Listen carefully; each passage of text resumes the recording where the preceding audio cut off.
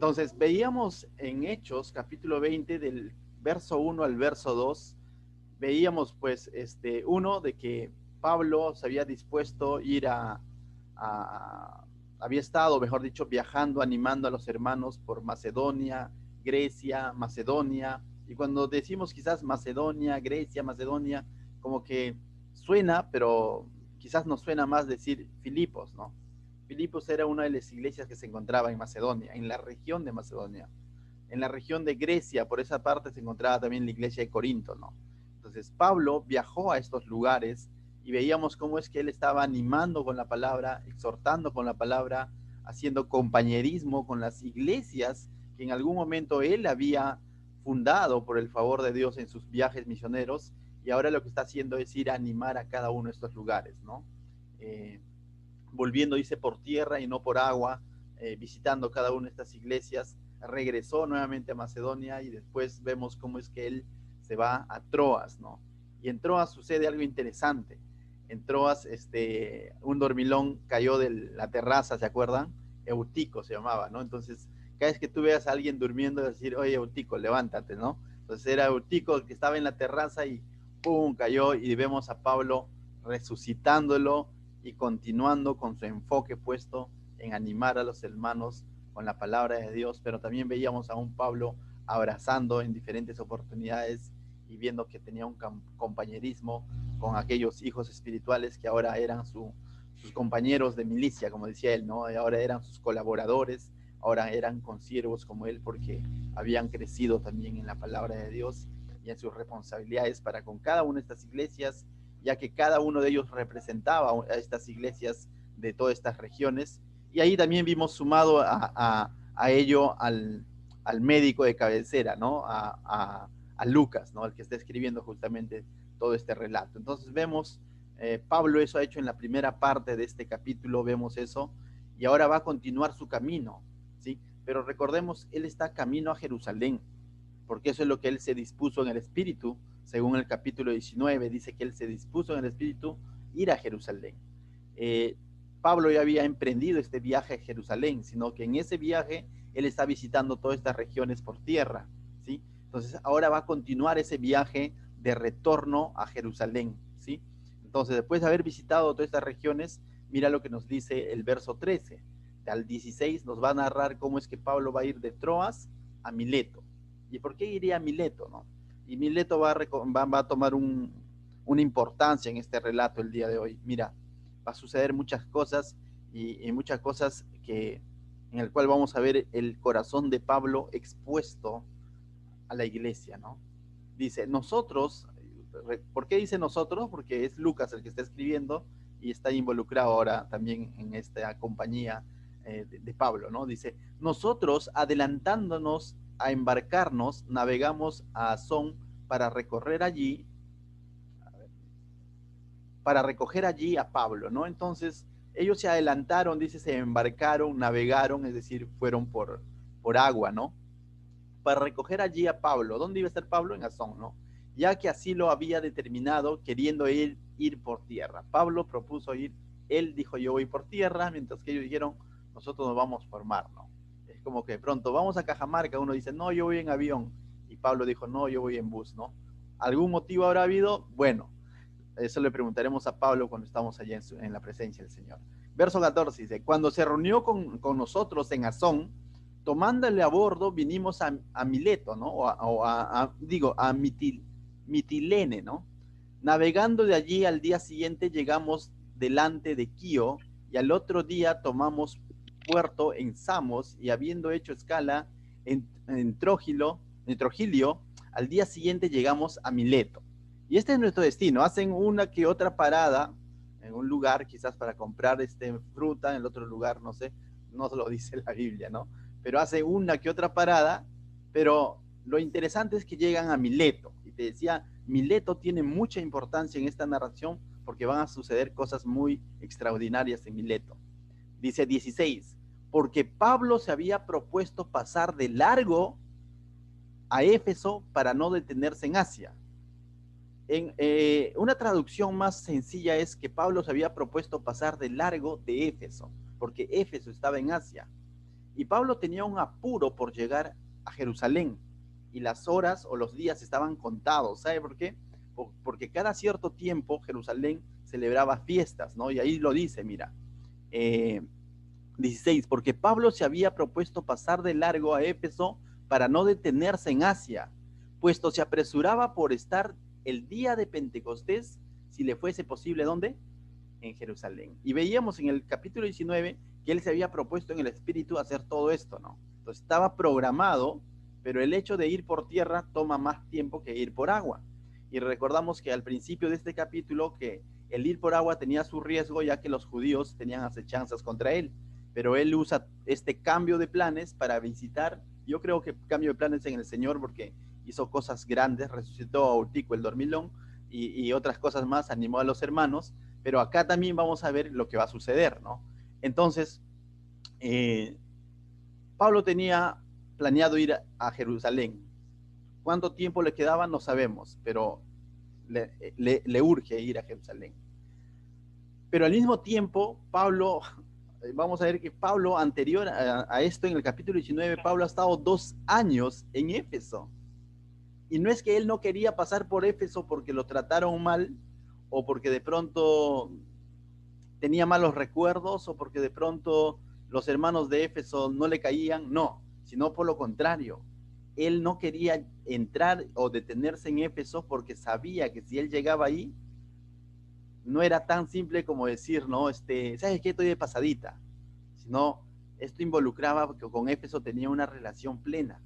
Éfeso fue uno de los lugares que cuando él llegó por primera vez, incluso a una sinagoga, le dijeron, quédate más tiempo. Y él dijo, si Dios quiere, vendré.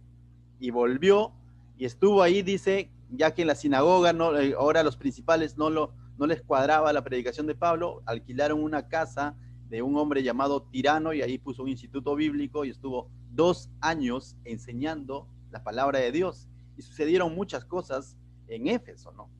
Entonces, no es fácil llegar a un lugar donde sabes que después de tiempo los vas a ver y no es fácil decir, me voy a quedar solo una horita, ¿no? Porque ya nos conocemos y no sé si alguna vez has visitado un amigo, un familiar, donde dices, solo estoy de pasadita y al final te quedas 4 o 5 horas y dices, uy, me ganó la hora. ¿Por qué? Porque hay una amistad, hay mucho que contar, hay mucho que hablar, ¿no? Y además, pues ya me imagino, ¿no?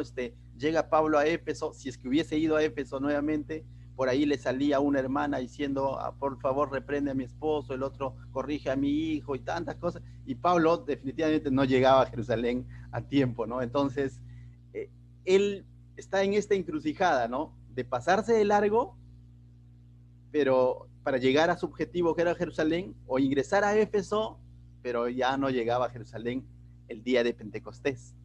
¿Qué hace Pablo? ¿No? ¿Qué hace Pablo? Pablo hace algo interesante, mira el verso 17, mira lo que hace, dice, enviando pues desde Mileto, Mileto estaba cerca a Éfeso, aproximadamente 130 kilómetros, es como de aquí a Huacho más o menos, entonces dijo, hasta Éfeso no voy porque va a tomar tiempo de viaje, de retorno, y encima conozco a los de Éfeso, son bien pegajosos, ¿no? Entonces hay buena química, ¿no? Entonces, ¿qué es lo que hace él?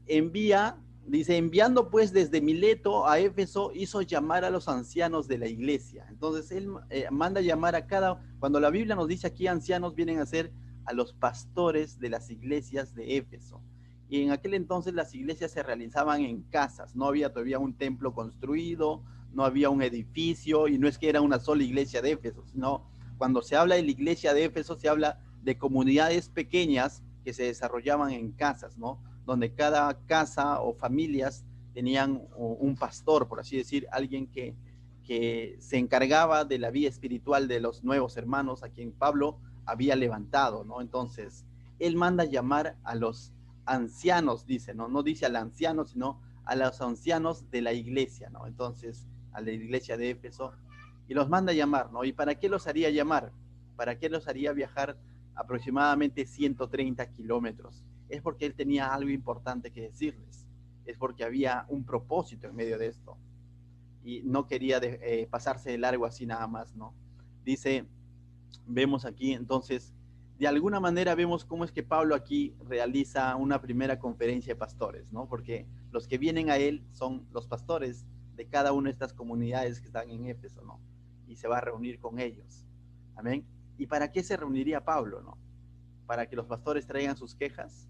No, se reúne con ellos para alentarlos en el ministerio y para que estos pastores, alentados en el ministerio, también alienten a la iglesia. Entonces está haciendo un trabajo efectivo, ¿no? No puedo ir para estar con toda la congregación porque demanda tiempo y hay responsabilidades que cumplir, pero alentó a los líderes para que estos líderes lleven esta palabra de aliento, de ánimo, de exhortación a la iglesia, ¿no? Entonces, de alguna manera está haciendo efectivo su ministerio de esa manera.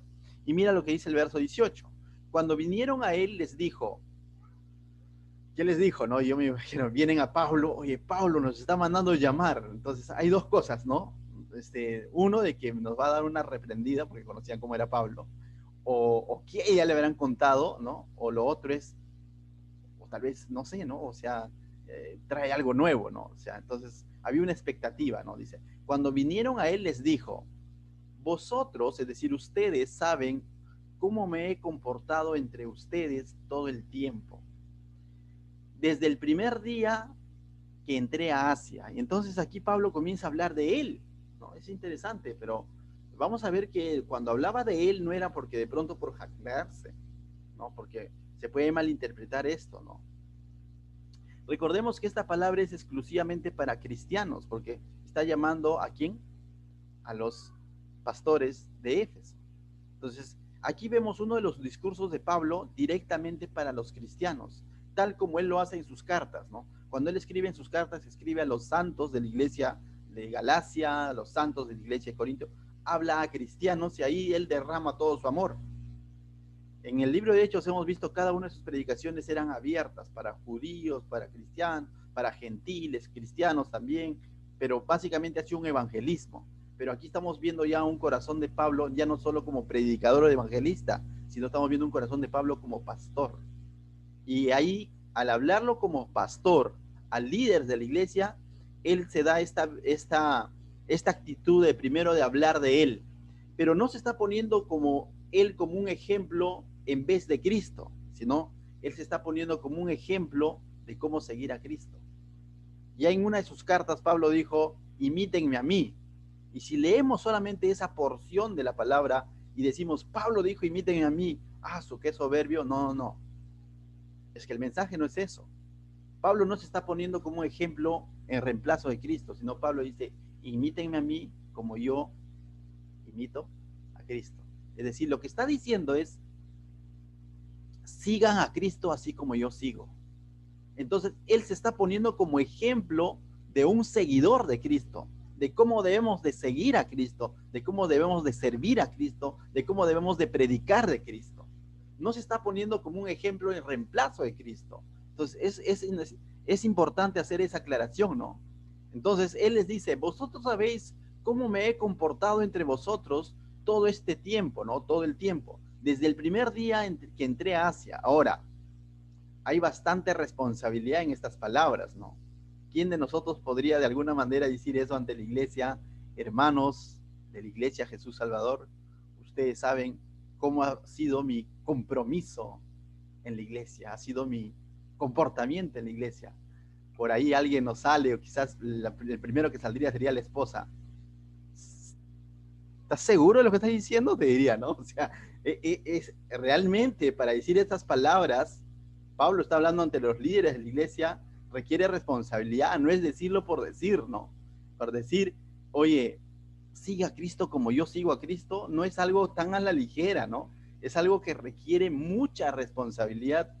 Entonces, pero Pablo tenía todo ese soporte moral ejemplar y lo hemos visto, ¿no?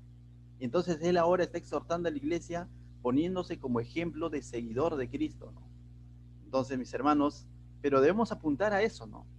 Quizás obviar de decir desde el primer día porque ya fuimos, bueno, pero sí en algún momento de nuestra vida decir, hermanos, a los jóvenes, a los nuevos creyentes, a la nueva juventud, a los nuevos predicadores, a los nuevos siervos, decirle, sigan a Cristo, sirvan a Cristo así como yo estoy sirviendo, ¿no? Quizás ya no podemos hablar de nuestro pasado porque la hemos malogrado, quizás en más de una ocasión, pero sí podemos hablar de nuestro presente y nuestro futuro y decir, hijos, también esto se aplica a la familia. Ama al Señor, sirve al Señor, compórtate como cristiano, así como yo lo hago. Requiere responsabilidad, pero ese es el modelo. Así debe de ser, ¿no? No podemos refugiarnos en decir, bueno, todos fallamos, ¿no? Tengamos cuidado, cierto.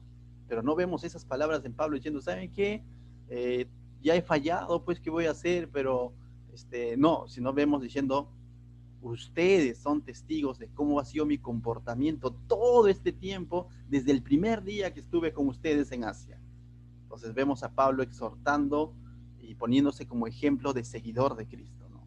Entonces, verso 19 dice, y ahí va a detallar, mira, porque él dice estas palabras, dice, sirviendo al Señor con humildad. Una de las cosas que hizo Pablo fue servir a Dios con humildad, ¿no? Y es una de las cosas dignas de imitar de Pablo y del mismo Señor Jesucristo, que siendo Él el Señor, en todo momento sirvió con humildad. El servicio y la humildad siempre tienen que estar de la mano, porque el servicio son acciones y las acciones son visibles. Y cuando son visibles, vienen muchas veces los aplausos o el decir, gracias hermano, gracias pastor, y está bien un agradecimiento de parte de quien se ve beneficiado con este servicio. Pero que ese gracias hermano, ese gracias pastor, ese gracias hermanito Julio por tus palabras, gracias hermano, eso, si no estamos con nuestro carácter humilde, va a formar algo aquí en nuestro pecho y se va a inflar, ¿no? Y nos vamos a comenzar a elevar, ¿no? Y la Biblia dice que el Señor al soberbio lo pincha, ¿no? Y plum, lo manda de nuevo abajo. Entonces, siempre nuestro servicio tiene que estar acompañado de humildad, ¿no? Y eso es una de las cosas que Él está diciendo, sirviendo al Señor con toda humildad, ¿no? Esa es una de las cosas que Él había hecho. Luego dice, y con muchas lágrimas y pruebas que han venido por las acechanzas de los judíos. Al mismo tiempo les está recordando que el servicio al Señor, el tiempo que Él ha estado con los hermanos de Éfeso allá, esos 2 años, ha requerido lágrimas. Las cosas no han sido fáciles, las cosas han sido sacrificadas. En más de una ocasión, ahí en Éfeso es donde se hizo un gran alboroto, ¿se acuerdan? Producto de lo que Dios estaba haciendo a través del ministerio de Pablo.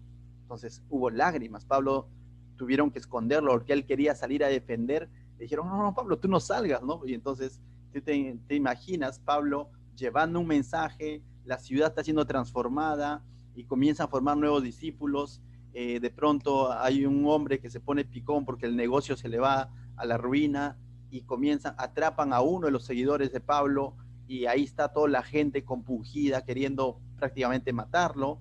Pablo está queriendo salir a defender a su nuevo discípulo y le dicen, no, Pablo, no lo hagas porque también te van a matar. ¿Te imaginas esos sentimientos encontrados de él, de alguna manera diciendo, estoy haciendo bien las cosas de Dios, pero por otro lado, a causa de alguien más está sufriendo, a causa de alguien más está siendo rechazado? Entonces, eso requiere lágrimas, ¿no?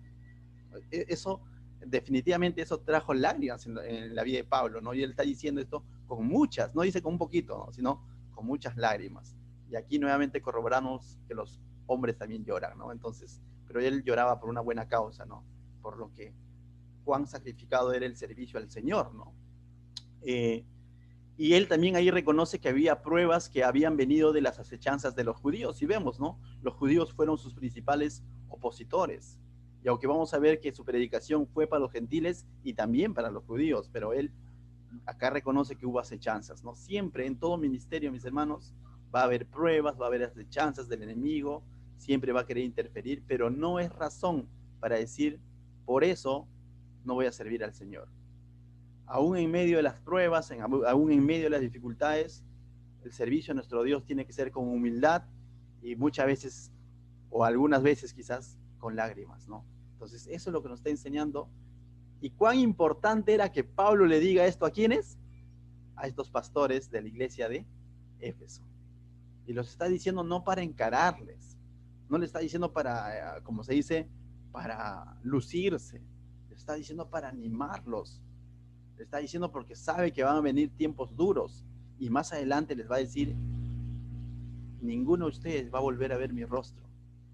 En otras palabras, se está despidiendo. Es su último reunión que tiene con los pastores de Éfeso. Después de eso, Pablo ya no vuelve. Se va preso a Roma, llega a Jerusalén, se va preso a Roma y muere en Roma, ¿no? Entonces, de alguna manera el Santo Espíritu de Dios le permite despedirse de esta manera magistral, pero no jactándose, sino exhortando y animando a la iglesia, ¿no? A manera de paréntesis, ¿no? En algún momento, yo digo en el Señor, ¿no? Hay distintas maneras de partir a su presencia, está en su soberanía, ¿no? Un accidente y no la cuentas, ¿no? Pero hay ocasiones en que Dios nos permite despedirnos, ¿no? ¿Qué le podríamos decir a nuestros hijos, ¿no? Y los que están sirviendo al Señor, a los que hemos de alguna manera traído al Evangelio, ¿no? ¿Qué le podríamos decir si es que Dios nos diera esa oportunidad, ¿no? O sea, hay que pensarlo. Para llegar a ese momento, yo tengo que tener un recorrido durante este tiempo que me está tocando vivir, ¿no? Para que cuando llegue ese momento tenga soporte moral y decirles palabras similares al de Pablo, ¿no? O sea, ese mismo Santo Espíritu que obró en Pablo también puede obrar en tu vida, ¿no? Entonces, muchas veces llegamos a esos últimos días a decir, perdóname, y es bueno, ¿no? Pedir perdón, pero ¿qué más? ¿Cómo podríamos alentar a nuestros hijos? Decirle, hijos, sigan el camino, así como yo lo he seguido. Pero para eso requiere justamente toda una vida, ¿no?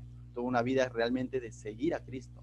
Entonces, eso a manera de paréntesis, mis hermanos, pero luego dice, verso 20, dice, ¿no? Sí, en el 20, sí, dice, y como nada que fuese útil, esta es la parte que más me impacta a mí, más adelante va a haber otro versículo, dice, y como nada que fuese útil, he rehuido de anunciarlos y enseñarles públicamente por las casas.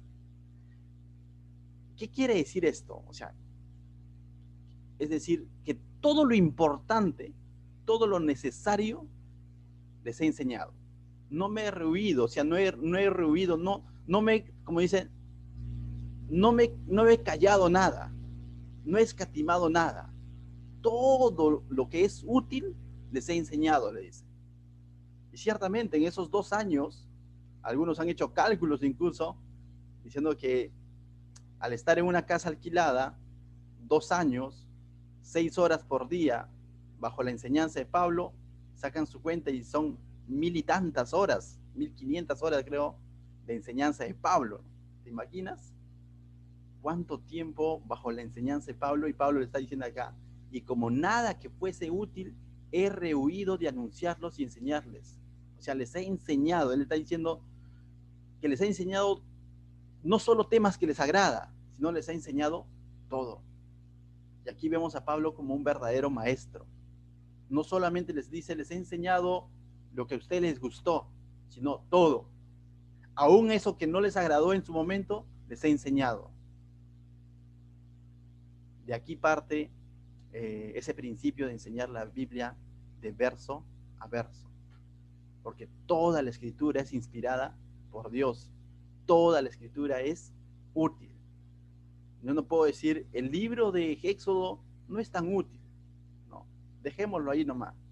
Si predico esta parte de acá, la hermana o el hermano se puede ofender, mejor me salteo.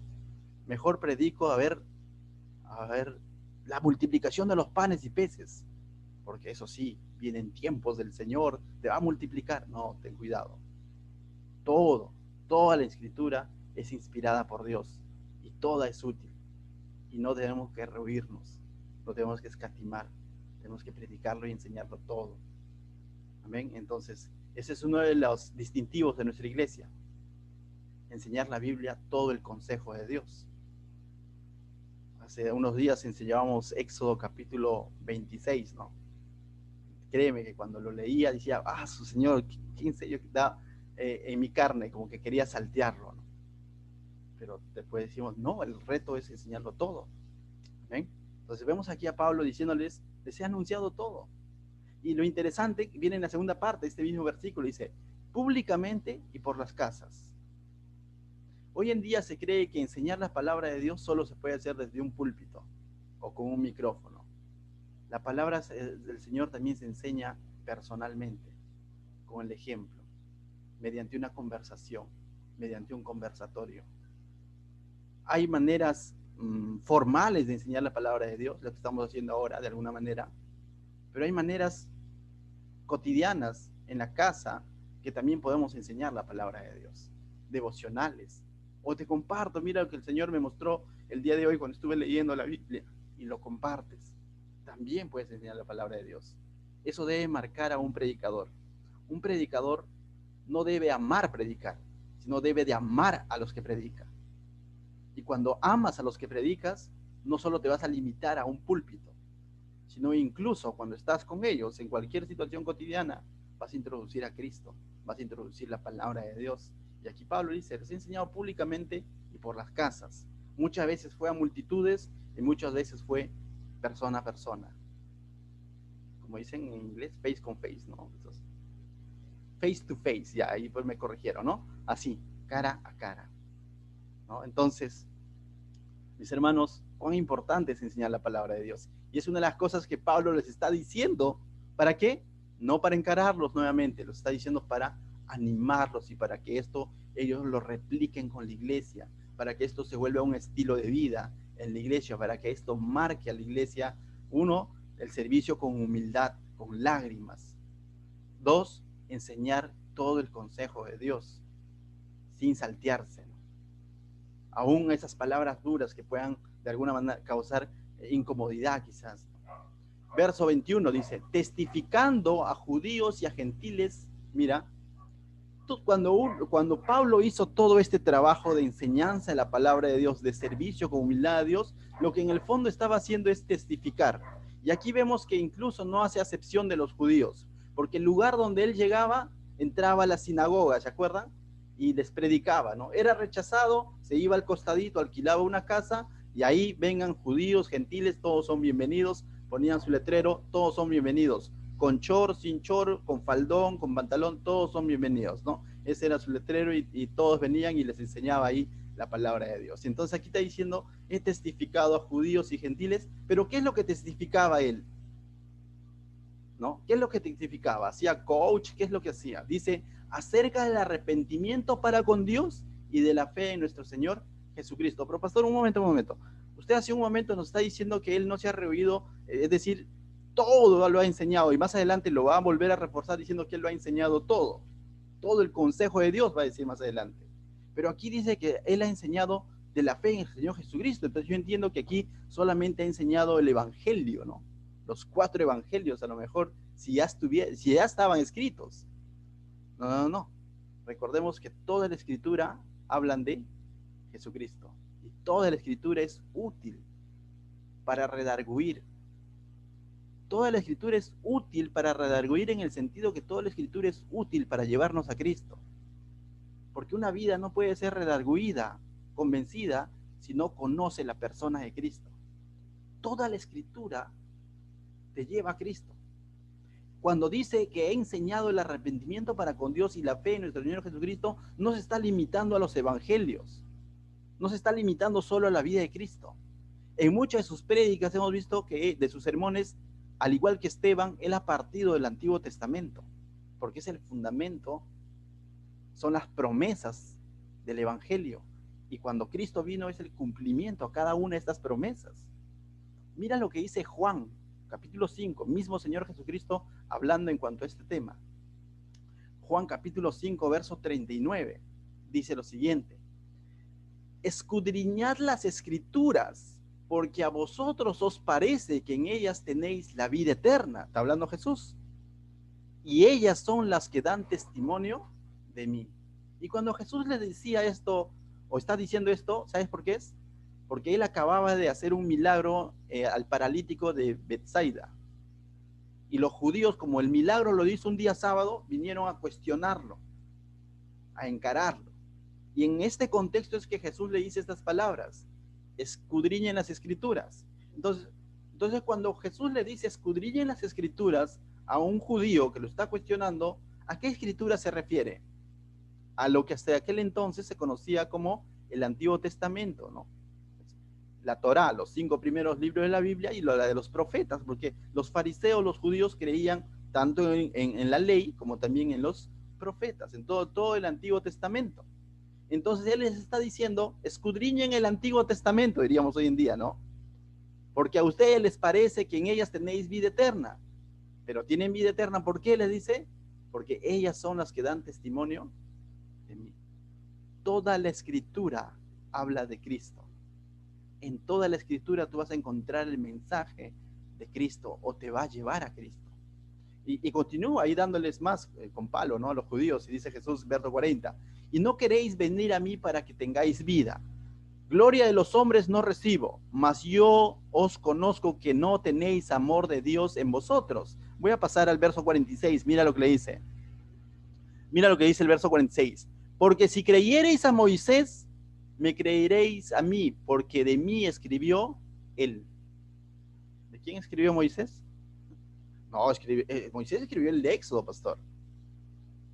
Números, ¿no? Levíticos, ese escribió Moisés. Pero esa escritura habla de quién? De Cristo. Jesús está diciendo, Moisés escribió de mí, le está diciendo a los judíos. Entonces, esto concuerda con lo que está haciendo Pablo. Al enseñar todo el mensaje de Dios, porque todo el mensaje de Dios nos lleva al arrepentimiento con Dios y a nuestra fe en Jesucristo. Cuán importante es escudriñar las escrituras, porque ellas hablan del Señor.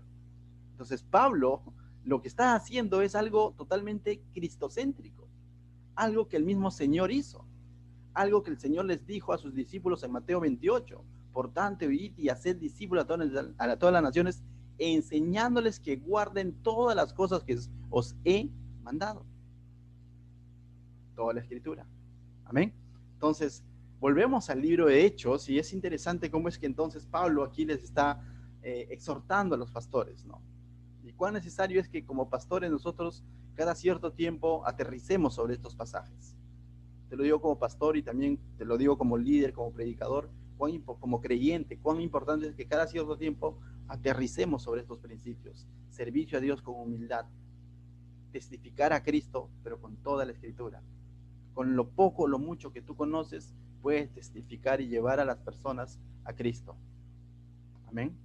Verso 22. Dice, ahora he aquí, dice, ligado yo en el espíritu, voy a Jerusalén, sin saber lo que allá me ha de acontecer. Y aquí hay una incertidumbre, ¿no? Hay una incertidumbre porque Pablo está diciendo, ahora aquí yo ligado en el espíritu, voy a Jerusalén, pero dice, sin saber lo que allá me ha de acontecer. No es que Pablo no sepa dónde ir, no confundamos. Pablo sabía dónde iba, porque ya el capítulo 19 de este mismo libro, verso 21, él dice claramente que Pablo dispuso en su corazón, ¿no? Dispuso en espíritu, dice, ir a Jerusalén después de recorrer Macedonia, Acaya, lo que acaba de hacer, y después de Jerusalén también iba a ir, si era necesario, a Roma. Entonces Pablo la tenía clara, sabía dónde iba, pero lo que no sabía o no tenía claro es lo que iba a suceder con él allá. ¿Y por qué diría Pablo eso que no, pero aunque no sé lo que allá me ha de acontecer? Es porque de alguna manera ya había indicios de que no la iba a pasar bien en Jerusalén, de que iban a haber momentos difíciles. Y no porque algún chismoso se lo haya dicho, sino porque el mismo Espíritu Santo le había mostrado. Pero el Espíritu Santo no le había mostrado todo esto para decirle, Pablo, por lo tanto no vayas. No, no, no. El Espíritu Santo le había mostrado para que él vaya por fe y aún en medio de eso, él sirva, pero en todo momento sepa que el Espíritu Santo está al control. El Espíritu Santo le había mostrado y le había dicho, en ese momento, en ese lugar va a haber situaciones difíciles. Mira lo que dice el verso 23, dice, salvo que el Espíritu Santo por todas las ciudades me da testimonio diciéndome que esperan, ¿qué? Prisiones y tribulaciones. Entonces el Espíritu Santo le había mostrado, ¿no?, en diferentes oportunidades que allá en Jerusalén las cosas no van a ser fáciles.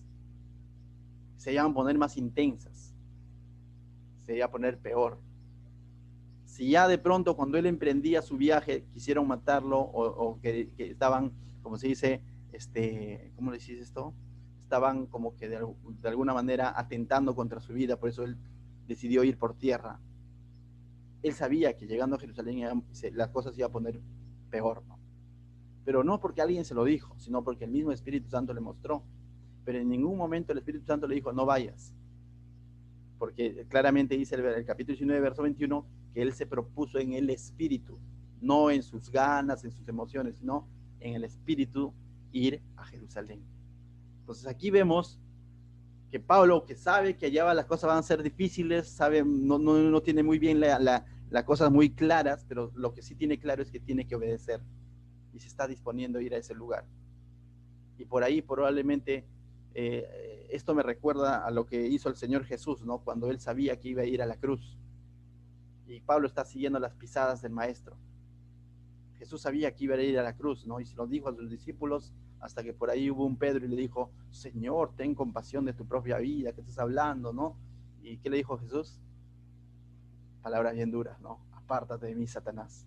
Entonces aquí nadie se atrevió a decirle a Pablo, Pablo, ¿qué estás hablando? Mejor quédate acá. No, ya no, porque sabían la respuesta, ¿no? Ya sabían la respuesta por la historia del Maestro, ¿no? Que definitivamente le iba a decir, íbamos a lograr todo el ambiente de ánimo a la iglesia, a los pastores, ¿no? Entonces vemos aquí, no hubo un Pedro que dijo, no, ten compasión de tu vida, ¿no? Porque lo contrario también le hubiesen dicho quizás las mismas palabras, ¿no? Entonces dice, él sabía que allá iba a haber tribulaciones, iba a haber peligro en Jerusalén, y el verso 24 continúa, ¿no? Continúa y dice lo siguiente, pero de ninguna cosa hago caso. Esto no significa que no haga caso al Espíritu Santo, sino que lo que está diciendo tiene mucho que ver con lo que continúa. Es decir, pero estas cosas no me van a detener, pero estas cosas no van a interferir en la misión que Dios me ha encomendado, ¿no? En ese sentido, pero estas cosas no van a estorbar. Cuando dice estas cosas no se refiere a la voz del Espíritu Santo, sino a que en Jerusalén va a haber tribulaciones, prisiones, eso no van a detener. Eso no me van a atemorizar, en otras palabras, ¿no? No van a hacer que cambie de planes. Entonces dice, pero de ninguna cosa hago caso, ni estimo preciosa mi vida. Segundo principio, ¿no? Pablo, qué baja autoestima, porque no tenía amor propio, podría decir alguien, un humanista hoy en día, ¿no? Cuando dice, ni estimo mi preciosa vida para mí mismo. Pero esto está en un contexto en que no es mi vida, no la estimo en contraste con obedecer a Dios en ese sentido, con mi Dios, no. El Señor mismo dice, o el Dios mismo no escatimó a su Hijo, no. Él mismo prefirió entregar su vida por nosotros. Y no es porque no tenía amor propio, sino porque tenía gran amor por ti y por mí. Y en este sentido Pablo está diciendo, ni estimo mi preciosa, sabe que su vida es preciosa en Cristo, dice, pero ni estimo preciosa mi vida para mí mismo, dice, no es para mí, dice, sino está al servicio de Dios, dice, con tal, y esto complementa, dice, con tal que acabe mi carrera con gozo. Él sabía que tenía un llamado de parte del Señor, Hechos capítulo 9, que él lo había escogido como instrumento para predicar justo a estos lugares y que esto iba a traer mucho sacrificio, ¿no? Entonces está diciendo, en ese sentido está diciendo, prefiero servir al Señor, prefiero ser obediente, no quiero vivir para mí mismo, ¿no? Se está despojando. Y aquí habla algo interesante, ¿no? Con tal que acabe mi carrera con gozo.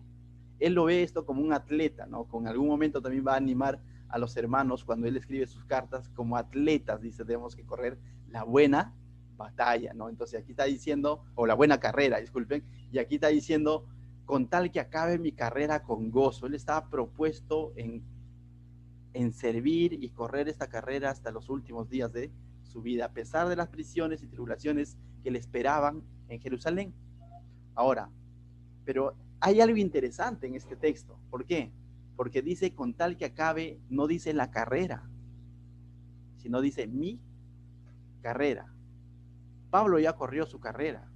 La pregunta es, ¿tú estás corriendo la tuya? Y cuando digo corriendo tu carrera, me refiero a esa carrera de fe. ¿Estás orando para terminarla con gozo o pidiendo chepa? O sea, Señor, ven de una vez porque te voy a seguir fallando, ¿no? Algo así. O estás corriéndola y tienes esa esperanza de terminarla con gozo. ¿Cómo va tu carrera, no? Recordemos que la carrera es personal. Pablo dijo mi carrera. Timoteo tuvo su carrera. Anderson tiene su carrera. Miguel tiene su carrera. Cada quien tiene su propia carrera con el Señor.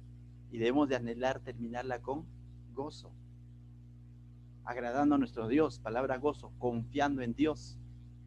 A pesar de que nos puedan esperar prisiones, tribulaciones, a causa de él, correr esta carrera del Evangelio.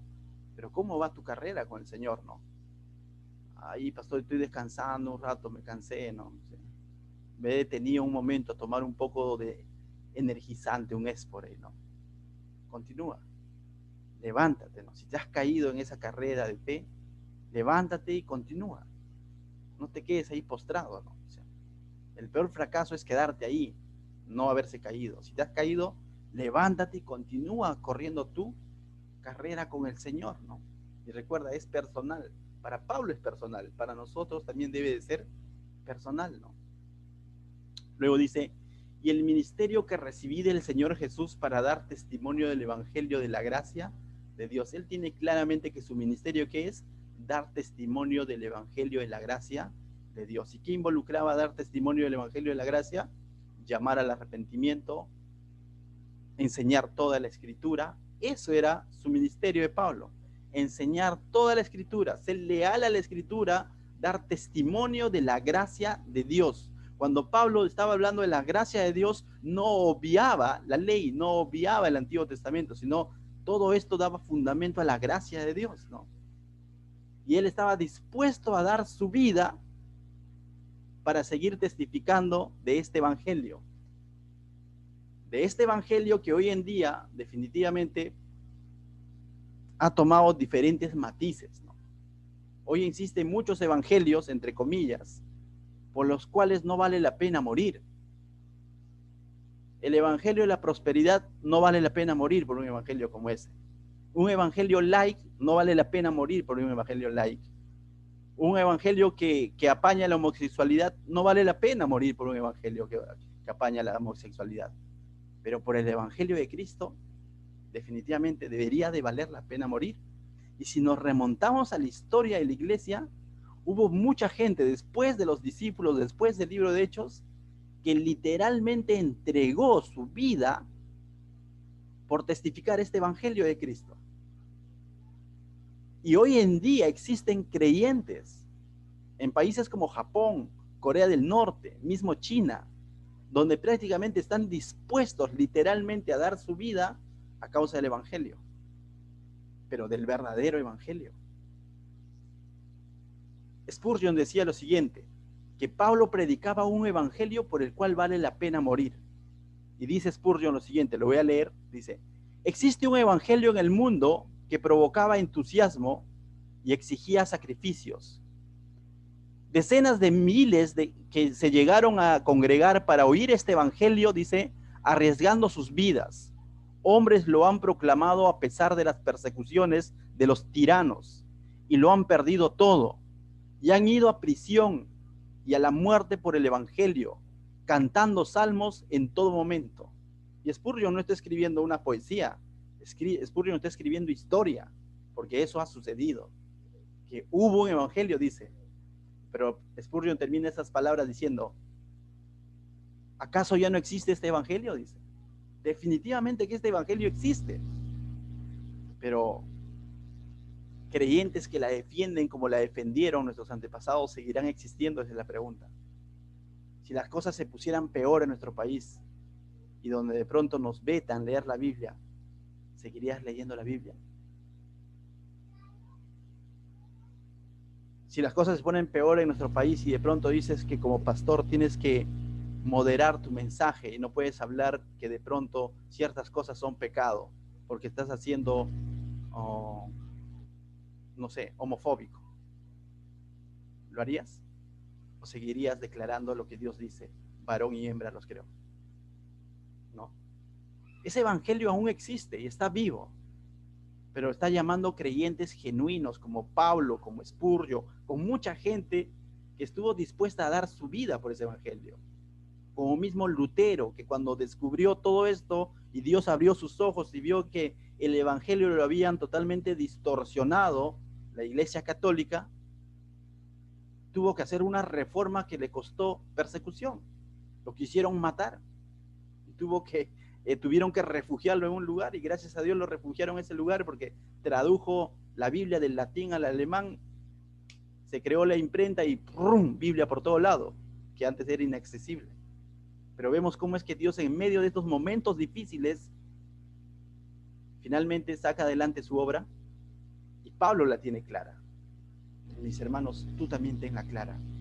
Aún en los momentos de prueba, tienes que ser fiel a ese evangelio, pero al verdadero evangelio, no a cualquier evangelio o pseudo evangelio. Amén. Continuamos y ya vamos terminando. El verso 25 dice lo siguiente, ¿no? En el verso 25 vemos ahora nuevamente Pablo anuncia su despedida o les va a decir a los ancianos que no van a volver a ver su rostro, ¿no? Entonces dice, ahora, dice verso 25, ahora he aquí yo que sé que ninguno de ustedes, entre quienes he pasado predicando el reino, y nuevamente, antes de ver la segunda parte, dice, entre quienes he pasado predicando el evangelio. Nuevamente vemos a Pablo haciendo énfasis en la predicación del evangelio.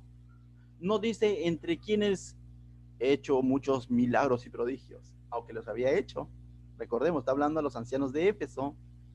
Ahí dice que llevaban las prendas o paños de la prenda de Pablo y sanaban a las personas. En ese lugar muchos endemoniados fueron liberados. En ese lugar muchos que practicaban el ocultismo quemaron todos sus libros. Ahí en ese mismo lugar los demonios mismos testificaron que a Cristo y a Pablo conocían, pero a los otros 7 farsantes no. Pablo no apeló a esas maravillas, ¿no? Que fácilmente pudo haberlo hecho. Como ustedes han visto, hermanos, yo he fundado una que tantas iglesias. No. Lo que Pablo está diciendo, entre quienes he pasado predicando el reino de Dios, predicando el evangelio. Y es una de las cosas que justamente de las que un predicador podría decir, ¿no? Por tanto, hermanos, les he predicado el mensaje de Dios. Todo lo demás, añadidura. Nuestra función fue predicar el mensaje, la palabra de Dios. Pero termina diciéndoles a ellos, ¿no? Es interesante, termina diciéndoles, ninguno verá mi rostro, ¿no? Y vemos aquí como que una despedida conmovedora, ¿no? Porque les está diciendo, no van a ver mi rostro. Y esto también nuevamente me recuerda al maestro, cuando Jesús les dijo, ¿no? O sea, ahora estoy con vosotros, pero miré, ¿no? Y ya no estaré por un tiempo con ustedes. No nos gustan las malas noticias, pero era necesaria darlas. Y Pablo lo que le está diciendo en otras palabras, que de aquí ya no me van a ver. O sea, yo no sé lo que me espera en Jerusalén, tribulación, cárcel, luego de alguna manera presagiaba, por así decirlo, porque él va a llegar a Roma, a su destino, ¿sabes cómo? Preso. Llega preso a Roma. Y por historia se sabe que muere en Roma y crucificado. No sé si de cabeza o en X, en una de las dos, pero muere crucificado. Entonces, de cabeza es Pedro, me parece que Pablo es en X, ¿ya? Entonces, y muere crucificado en ese lugar. Entonces él está diciendo, no van a ver más mi rostro, ¿no? Y esto definitivamente va a compungir a los ancianos, ¿no? Porque se había formado una relación de 2 años, ¿no? Si nosotros, yo conozco a algunos aquí por Zoom y he tenido la dicha de haberlos conocido ahora personalmente, de haber ido de alguna que otra vez a visitarlos, pero se nota como si nos conociéramos de años, y con los que congregaban con nosotros desde mucho más antes, con mayor razón todavía. Entonces hay una amistad, se ha formado una relación, y de pronto uno aquí podría decir, hermanos, este es el último Zoom, de aquí ya no van a volver a ver mi rostro. No se tira para atrás, no diría qué está diciendo, ¿no? O sea, entonces imagínate ahí, fue en vivo y en directo y le está diciendo, no van a volver a ver mi rostro. Pero nuevamente les recuerda, ¿no? Antes de que se pongan a llorar, porque más adelante van a terminar llorando todos. Todos, me refiero a todos los que están en este relato, ¿no? No a ustedes, ¿no? Sino dice el verso 26, mira lo que le vuelve a afirmar, dice, por tanto, dice, ¿qué tanto, no? Dice, por tanto, yo os protesto en el día de hoy. Y aquí comienza la exhortación. Por tanto, yo os protesto en el día de hoy, que estoy limpio de sangre de todos ustedes. ¿Qué dice? En otras palabras está diciendo, he cumplido mi responsabilidad. Todo lo que les ha dicho ha servido con humildad, ha testificado de Cristo, les he enseñado todo lo necesario e importante del consejo de Dios. estoy limpio de sangre de todos ustedes. Le está diciendo, he cumplido mi función. ¿Sí? Pero luego dice 27, porque no he rehuido anunciarles todo el consejo de Dios. Y nuevamente le dice, porque les he enseñado todo lo que les tenía que enseñar. No me he salteado de una coma, ni un punto, ni un tema controversial, sino todo les he enseñado del consejo de Dios. Todo ese consejo de Dios. Hoy en día la iglesia en general, me refiero, adolece de esto, mis hermanos. En la actualidad, muchas personas usan ciertos pasajes de la Biblia como instrumento de lanzamiento, pero después le rellenan toda su ideología, todo su pensamiento, cuando es la Biblia la que tiene que hablarnos. Pin, pin, uno otro versículo y ya, hermano, no sufras más, pare de sufrir, te dice. Ten cuidado. La vida cristiana muchas veces es una vida de sufrimiento, pero de esperanza en aquel que va a venir. Pablo en algún momento también se lo dijo a Timoteo, ¿no? Le dijo lo siguiente, que la gente, dice, le dijo, ¿no?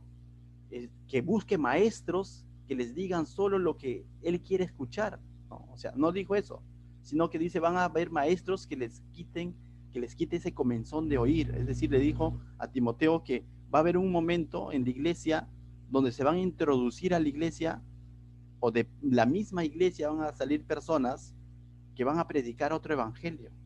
Y Pablo lo anima a Timoteo diciendo que sufra, ¿no? Es decir, que explique la sana doctrina, cueste lo que cueste. Entonces, mis hermanos, somos llamados a lo mismo. Quizás algunos están en formación, quizás algunos ya incluso ya están dando sus primeros mensajes. Mis hermanos, sé leal a la palabra de Dios, al consejo de Dios. Seamos íntegros a esa palabra. Eso hace una iglesia distinta, un creyente diferente. Pablo lo hizo con su iglesia, los animó en el servicio con humildad, en el testificar a Cristo con toda la escritura. Amén. ¿Qué tal si oramos? Padre mío, te doy gracias, Señor, esta noche.